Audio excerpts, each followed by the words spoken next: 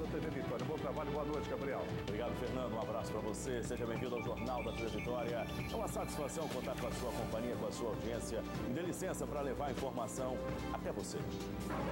Os novos ônibus com bilhetagem eletrônica e ar-condicionado levaram os rodoviários a fazer protesto, temendo demissões. Já os usuários do sistema de transporte coletivo da Grande Vitória continuam reclamando da superlotação. Estrada de Ferro Vitória Minas é liberada após manifestantes realizarem protesto contra a Vale. Em 2018, cerca de 1.000 novos casos de HIV surgiram no estado. Com medicamentos, é possível se prevenir, mas não dá para dispensar o preservativo. Dores nos músculos e articulações são problemas comuns de quem pratica exercícios de forma inadequada. Saiba como evitá-los.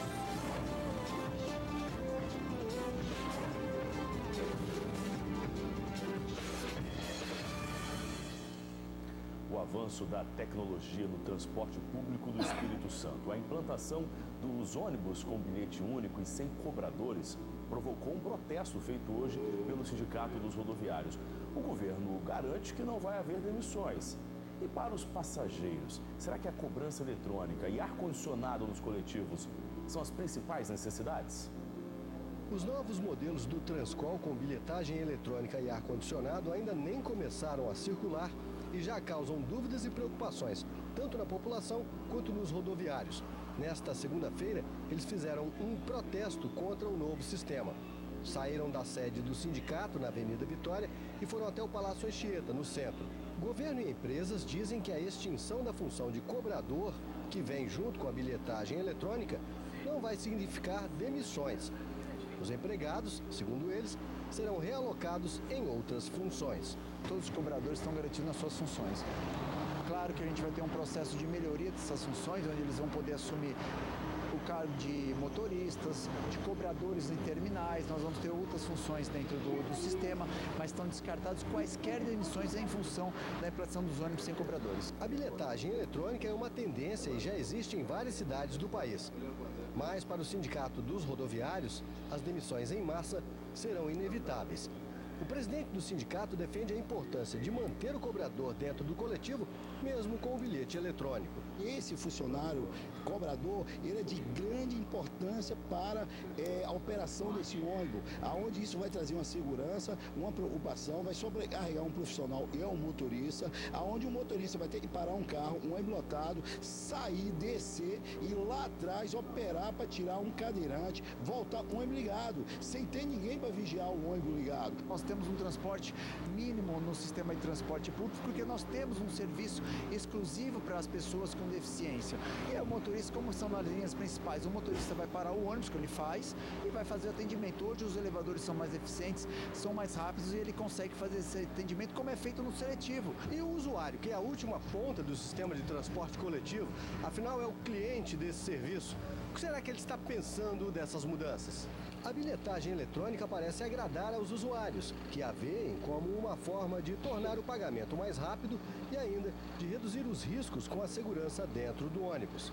Fica mais fácil, né, na hora de passar a roleta. A gente às vezes fica esperando antes de passar por causa de troco, né? E o risco de não ter que andar com dinheiro no coletivo por causa de assalto. Já o ar-condicionado, ao contrário do que poderia parecer, não é encarado por muitos como benefício. Os passageiros dizem que a superlotação pode tornar ineficaz o objetivo de melhorar o ambiente dentro dos coletivos climatizados. Colocar mais ônibus para a gente ter um conforto melhor, né? E o calor está forte, entendeu? Então a gente precisa de um conforto e também de segurança. Porque o que adianta colocar o ar e a gente não tem uma segurança dentro do ônibus. Tem também a questão da troca, né, do filtro. Será que isso é garantia? Até mesmo com relação à saúde dos usuários desses ônibus. Filtro do ar. Isso, exatamente. Não adianta nada só a questão da bilhetagem ou um ônibus com ar-condicionado, sendo que nem os banheiros dos terminais sofrem melhoras, né? A manutenção nos terminais, né, que é de forma precária, o odor que você sente, o desconforto que você fica em uma fila em um terminal é muito grande. Vai botar o cidadão num ônibus com ar-condicionado, com ou sem trocador, né? Isso, por um lado, pode ser bom, para uns são ruim, mas para nós que somos usuários, tem mais coisa. Sobre o pedido de maior quantidade de ônibus no sistema Transcol, o governo afirma que serão 600 a mais com ar-condicionado nos próximos 3 anos. Com relação à segurança, a afirmação é de que houve redução no número de assaltos e, segundo o governo, a tendência é de melhorar com a utilização apenas do bilhete eletrônico nos coletivos. Já sobre a situação dos terminais, o governo afirma que vai haver melhorias. Para o terminal de Taparica, tem projeto sendo feito e para o de Carapina, há ações sendo programadas. A estrada de ferro Vitória Minas foi liberada no final da tarde após o movimento dos atingidos pelo rompimento da barragem de rejeitos de Mariana protestarem. O grupo espera desde dezembro do ano passado a contratação de uma assessoria técnica. Seu Luiz é morador de Vila do Riacho, em Aracruz. Ele conta que desde 2015, após o rompimento da barragem de rejeitos de minério da Vale, no distrito de Bento Rodrigues, em Mariana, Minas Gerais, a vida da comunidade no norte do Espírito Santo parou no tempo. Impactou no transporte, na agricultura, né? E acabou, a vida do Riacho acabou, porque a área de lazer não tem mais, né? E quem tem comércio caiu a venda, muitos já fecharam porque não tem condição de trabalhar mais, né? Hoje a gente vive aí correndo atrás da assessoria, logicamente, para melhorar as condições da vida do Riacho. O município de Aracruz realmente é a orla geral, né? São Vila, Barra do Saí, tudo depende da assessoria técnica para isso, para estar correndo atrás das análises de água, né? Para estar correndo atrás dos prejuízos que foi afetado pelo rompimento de Mariana. Do início da manhã desta segunda-feira ao meio da tarde, cerca de 250 pessoas ocuparam um trecho da estrada de ferro Vitória Minas da mineradora Vale, próximo à entrada do Porto de Tubarão, em Carapina, na Serra. O grupo, composto por pescadores, ribeirinhos, agricultores, artesãos e comerciantes, reivindicava pela contratação de assessorias técnicas para os municípios afetados pelo maior desastre ambiental do país. Segundo membros do movimento dos atingidos pela barragem, hoje apenas os moradores de 3 cidades têm esse direito.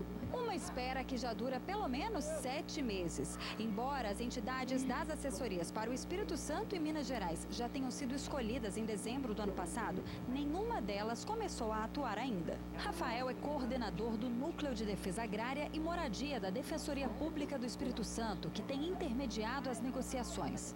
Ele afirma que dos quase 100 mil cadastros de vítimas do rompimento, somente 10 mil acordos foram firmados no processo indenizatório.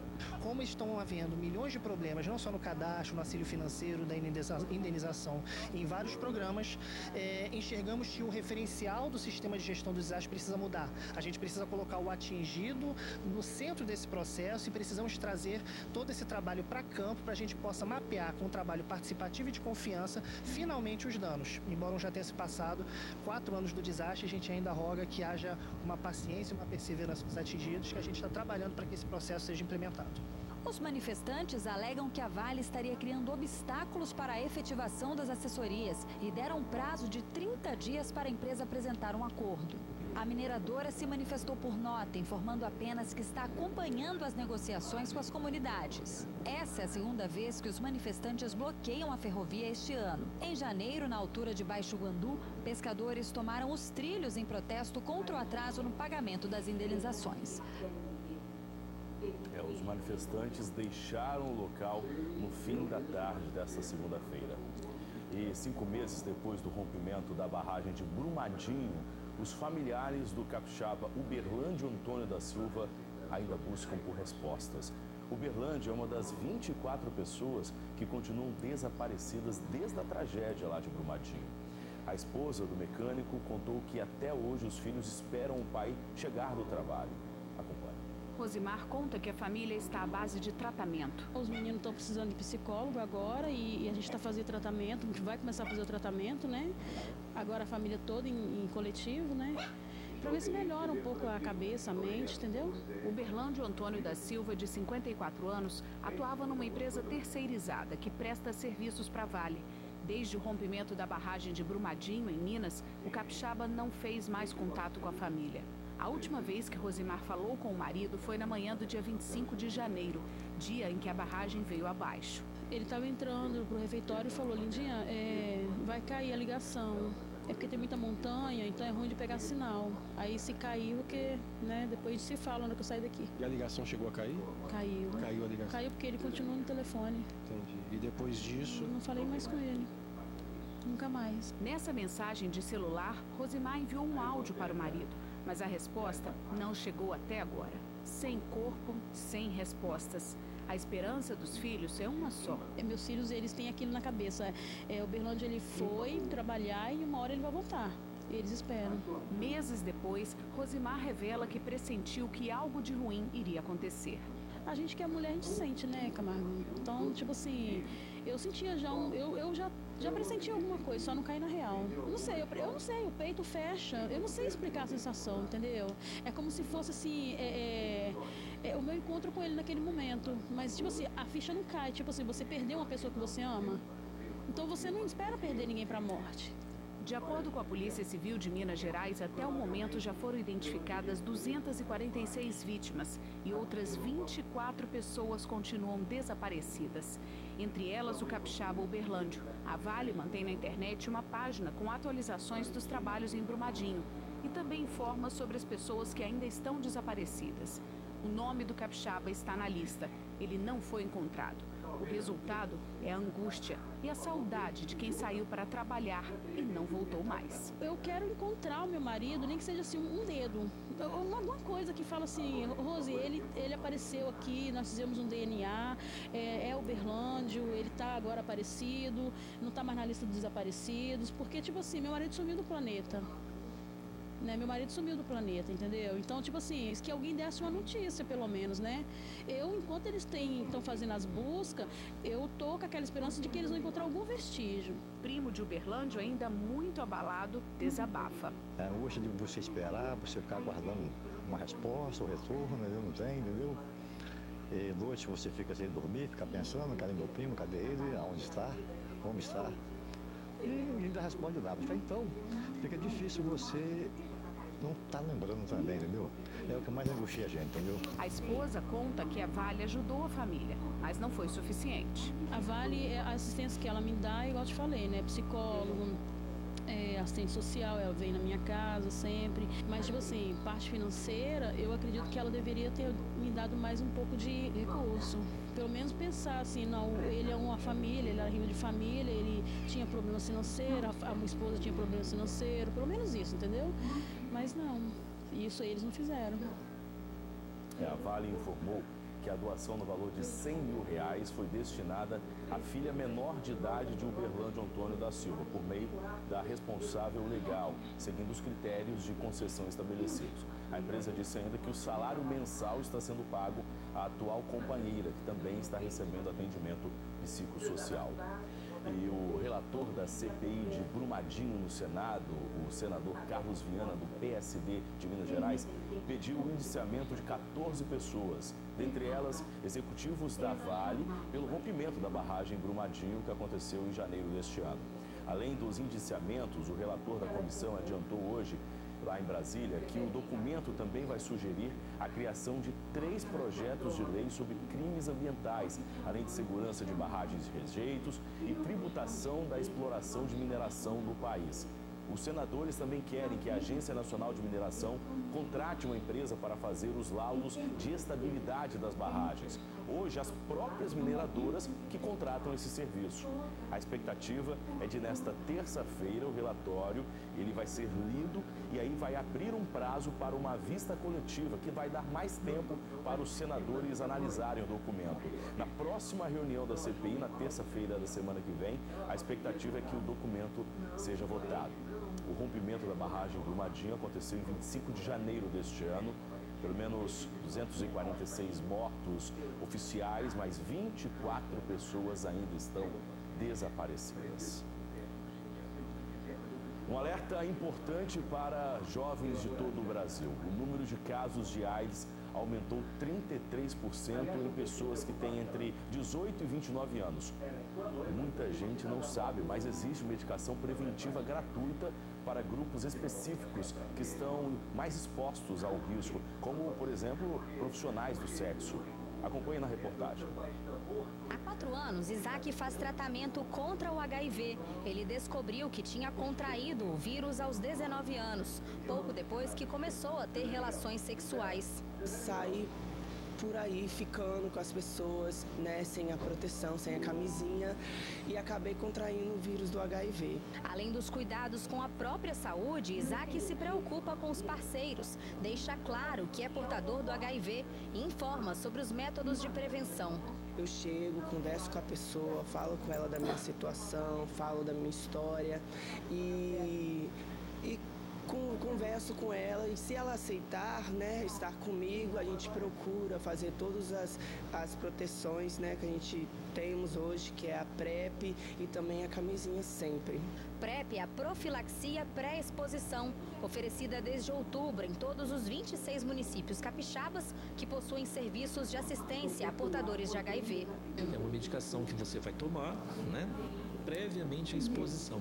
A PrEP não é para todo mundo, a PrEP, né, tem a população alvo, né, que o Ministério preconizou, é a população dos homens que fazem sexo com homens, dentro desses estão incluídos os travestis, gays, nós temos os casais soro diferentes, quer dizer, um é positivo, o outro é negativo.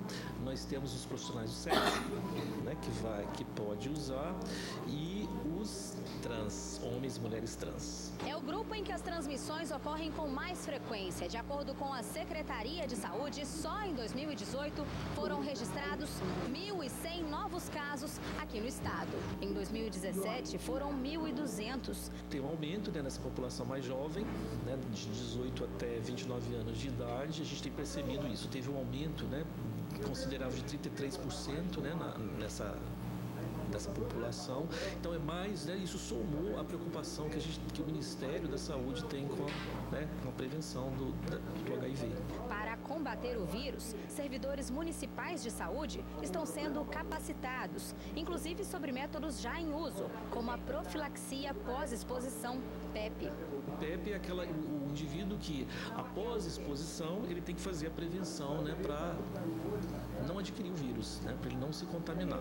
Então é aquele indivíduo que teve uma exposição de risco e até 3 dias depois ele tem direito, né, de adquirir uma medicação para que essa contaminação diminua. A PEP é ofertada em unidades de saúde de todos os municípios, assim como informações sobre o HIV. Se o Isaac soubesse disso tudo, a vida seria bem diferente. Teria usado a PrEP, a PEP, né? Com certeza, se eu tivesse meu pai, minha mãe ou amigos que falassem para mim sobre a proteção com a camisinha, ter falado sobre a questão sexual comigo. Apesar do avanço nos métodos de prevenção, o infectologista alerta. Eles devem ser combinados com a boa e velha camisinha.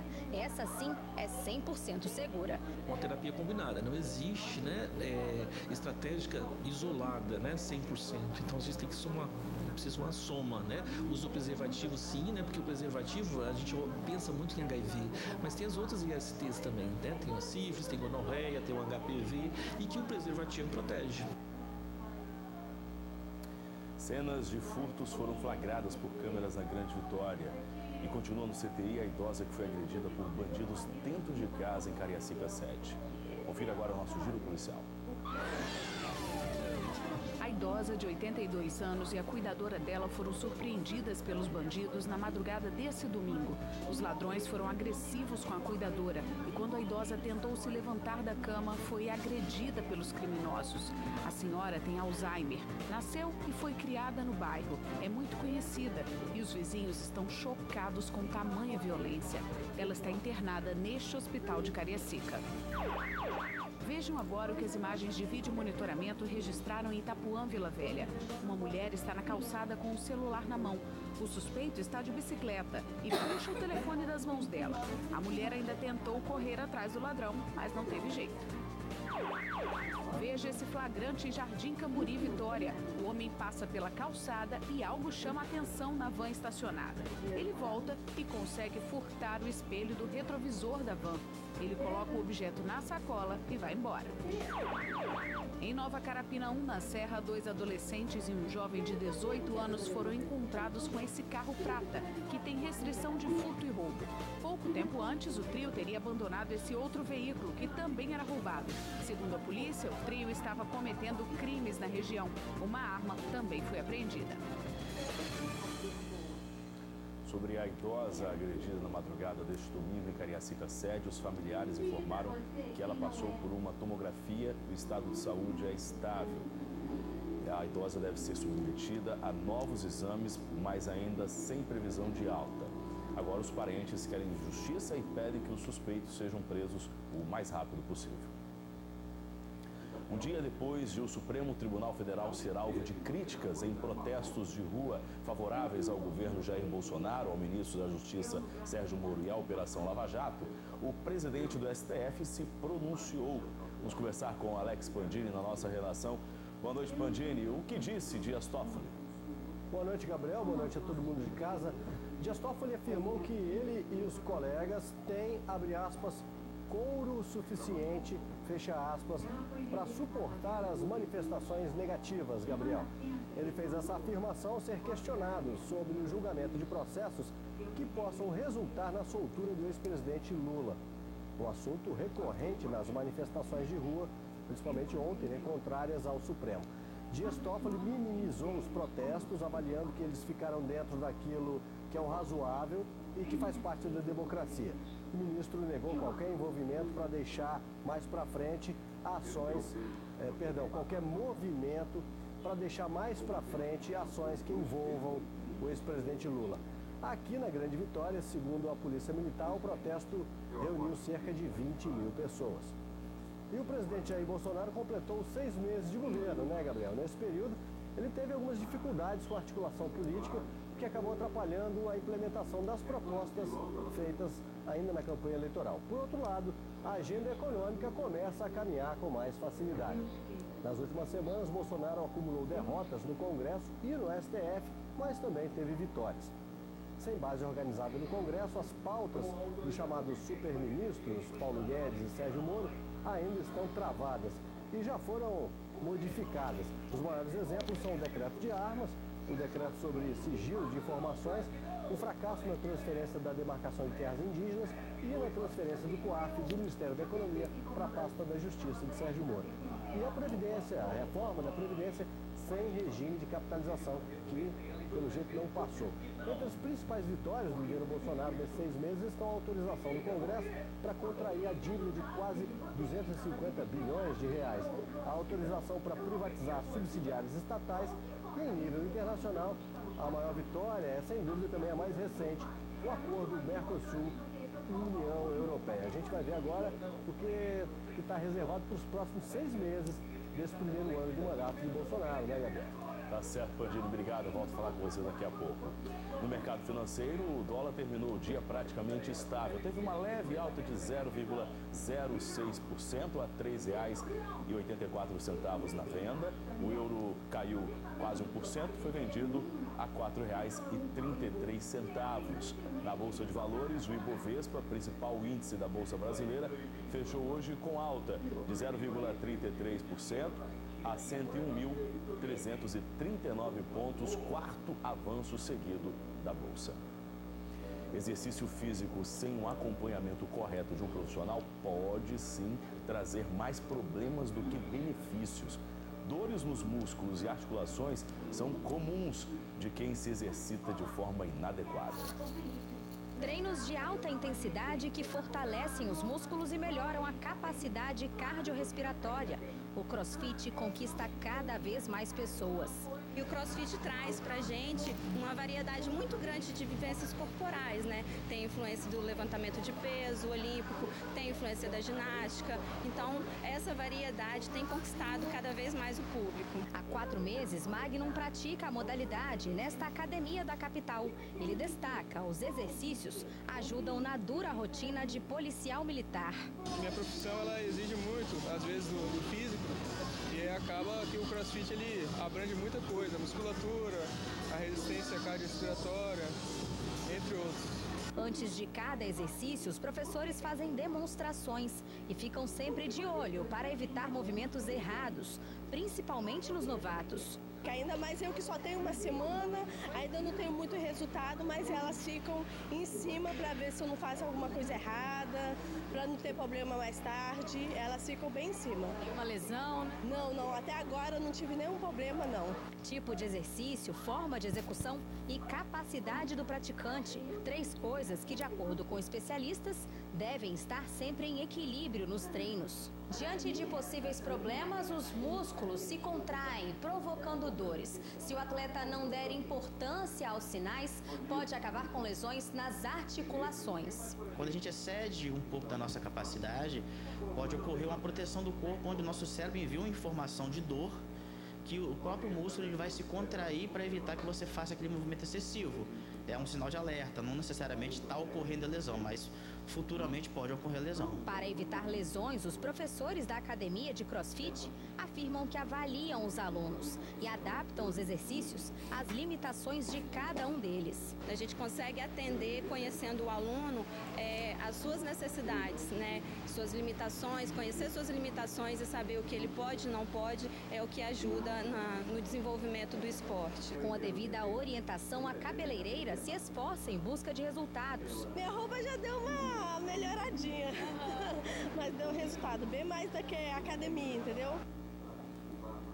O primeiro dia de julho foi de muito calor na Grande Vitória. Agora a gente vai saber se a temperatura amanhã continua a mesma. Veja com a Thalita Carvalho.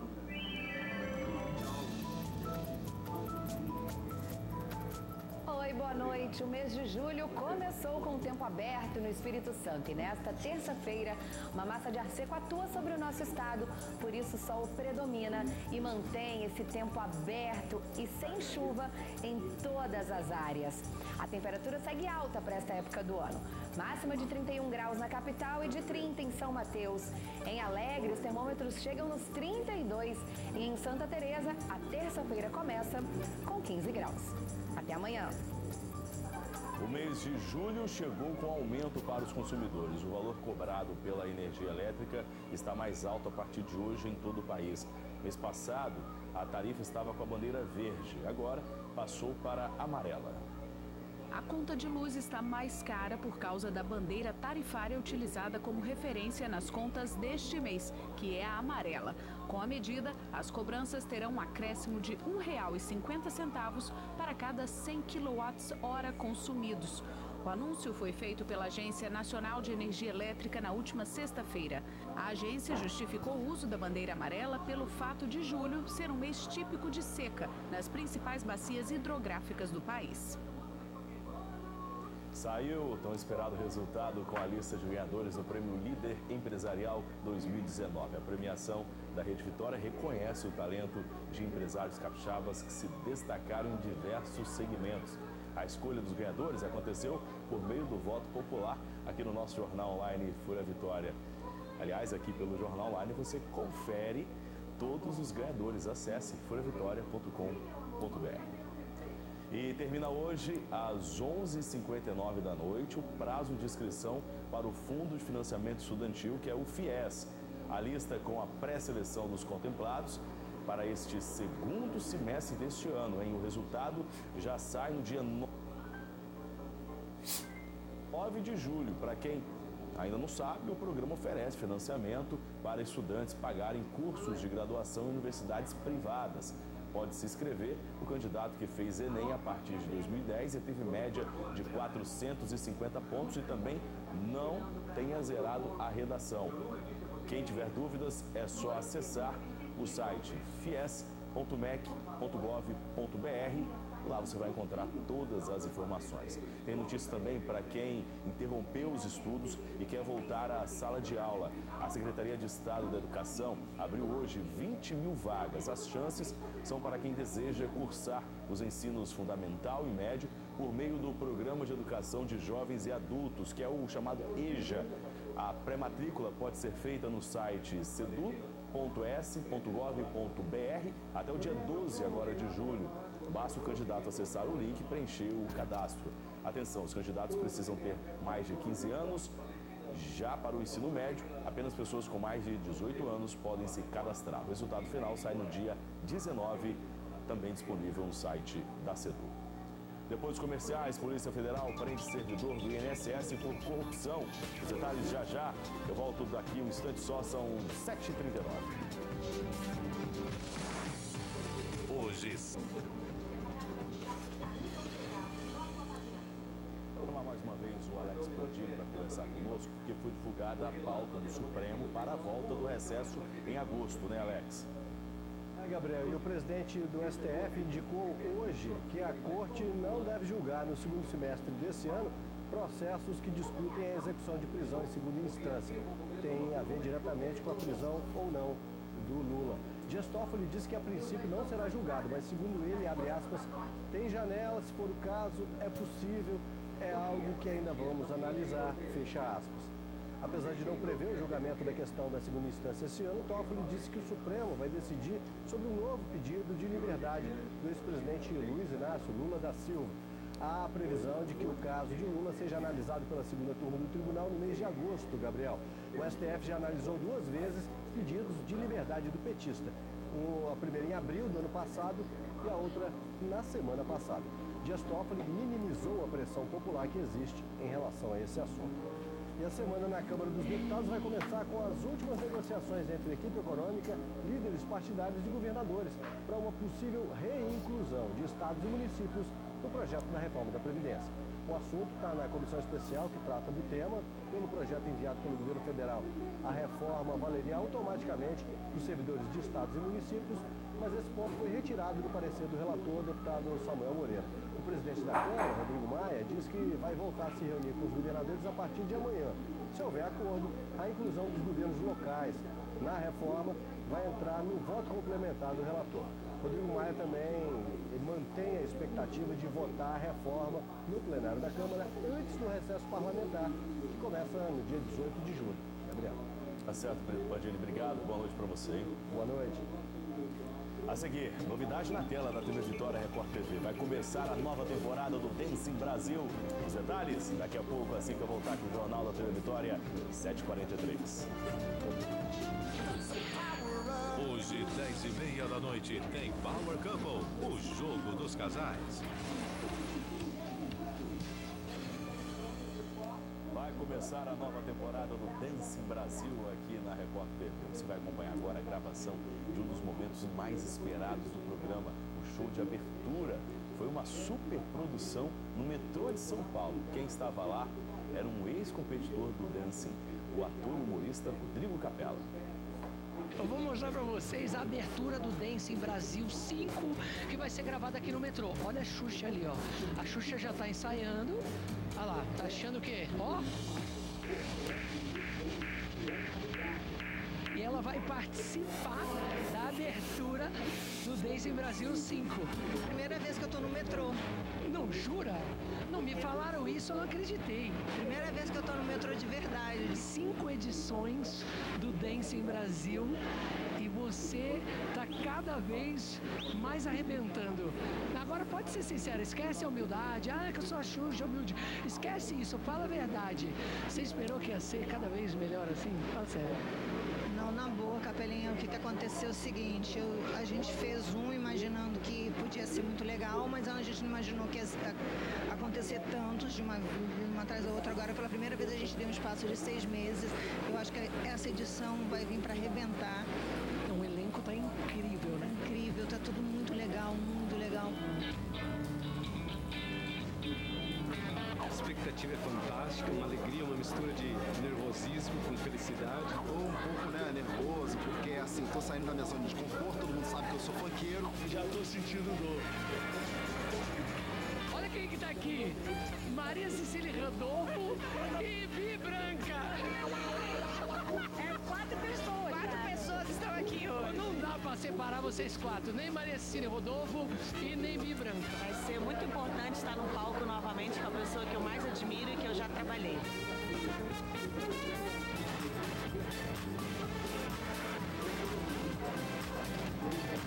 Tem mais de 300 bailarinos para fazer a gravação da abertura do programa, é isso? Exatamente. A abertura do programa felicidade tão grande, porque só eu já assisti todas as aberturas milhões de vezes. Elas são muito lindas.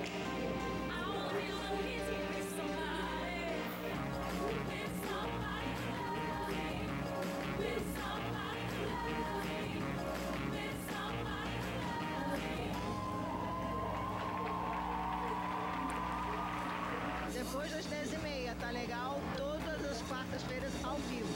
Dancing. Se a Xuxa falou, tá falado. Dance. Adorei esse final. Dance Brasil estreia então quarta-feira, 10h45 da noite, aqui na tela da TV Vitória Record TV. Mais um recado para você: os amantes da gastronomia terão uma nova chance. As inscrições para participar do programa Chefe de Família, ela foi promulgada. Então, se você tem vontade de participar de um reality show que é um sucesso da TV Vitória, ainda dá tempo, hein? Você pode se inscrever no jornal online Folha Vitória, acesse folhavitória.com.br, tem a página especial do programa, lá você vai se inscrever, você vai participar da terceira temporada do Chefe de Família. Só você enviar o seu vídeo, escreva, coloque seus dados e concorra a participar do Chefe de Família 2019. Amanhã o Espírito Santo no Ar vai falar sobre o início da semana de prevenção contra incêndios do Corpo de Bombeiros. Você vai ver dicas de como evitar acidentes muito comuns nesse período de festas juninas. O Jornal TV Vitória termina por aqui. Fica agora com a novela Topíssima. Na sequência tem Jezabel e o Jornal da Record. Eu encontro você amanhã. Boa noite e tudo de bom.